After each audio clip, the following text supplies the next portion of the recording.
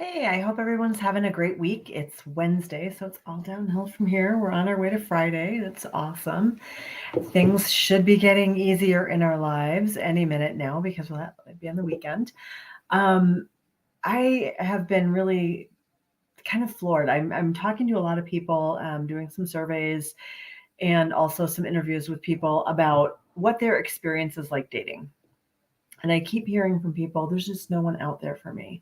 There's no one out there for me. I've been dating a while. There's no one out there for me. And I remember feeling like that. I remember, um, like I had been single for a really long time and I thought there was no one out there for me. And then I started dating and there was still nobody out there for me, it seemed. And I started to believe it's impossible. I will never ever find that person. But it's a little bit like this. And I want to talk today about possibilities and probabilities. What happens, like I keep thinking about this in terms of like statistics and science because I have a science background and I think there are some things that are going on. First thing that I think is happening is there's this thing called selection bias, which means you just sort of select it's an error in the way you select your sample. So there's something about the way you're getting to dates that's drawing in the wrong people. And then the other problem that often happens is sample size errors. So if you don't do your research on a large enough pool, it's just not a statistically significant sample size relative to the whole, not enough to represent the whole thing. And I've been thinking like, how do I make that make sense? And here's what I would say. It's sort of like you're looking for a needle in a haystack. And that's a really hard thing to do. And you're looking for like a special needle, not just any old needle. You're looking for like a really special needle in this haystack. And what I do with mindful dating is I help you make the haystack smaller so that we remove a lot of that hay that you're having to sift through and you get a smaller haystack, and that concentrates the needles into a smaller group of hay that you have to sort through. So it's easier to find a needle because there's not as much hay. So that's the first thing we do. The second thing is you have to be able to give yourself more tries. If this person you're looking for is like 1 in a million, it's going to take you 200 tries to find them.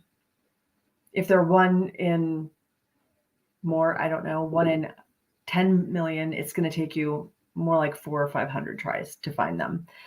So you have to give yourself more tries, and what that means is you're going to need to find a more like efficient and effective way to screen people so that you can go out there and screen them pretty quickly and know whether they're right or not. So you can sort them more quickly. So if you're out there dating and you're single and you need to date 200 or 500 people to find the right one, have you done that yet? I bet not. And does that idea exhaust you? Because the idea of it was daunting for me, but I learned how to get really, really good at dating people to sort them. Is it likely that they're hay or is it likely that they're a needle? I got really, really good at it. And I can teach you how to do that too.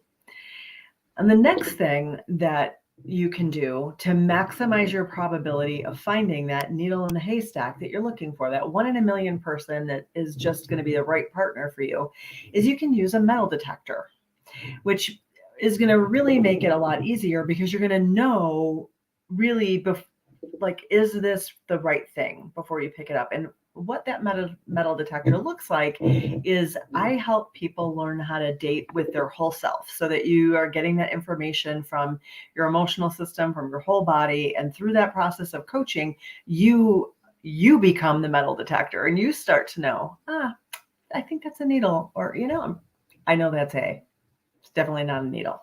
So you get a lot better at identifying that one thing that you're looking for right off the bat. So that is sort of an analogy that I hope you find helpful. And even if you don't do mindful dating coaching with me, one thing I hope is that you learn how to make that haystack smaller.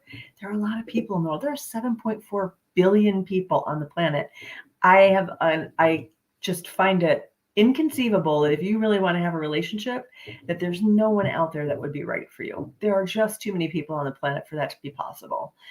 There's no way that there's anything wrong with you that you couldn't find someone. You just have to find a way to make that haystack smaller, give yourself a lot more tries, and get a metal detector. So that's my analogy. I hope that's helpful for somebody. Have a great night. Bye.